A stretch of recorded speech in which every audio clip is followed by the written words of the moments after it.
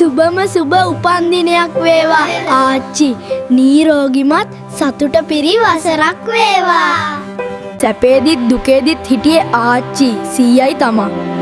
ආච්චි තමා අපේ ජීවිතවල එකම ශක්තිය වෙන්නේ. ආච්චි අපිව හැමතිස්සෙම සතුටු කරන්න තමා බලාගෙන ඉන්නේ.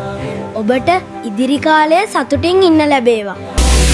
ඉරෙන් එළිය අරන් හැදුණු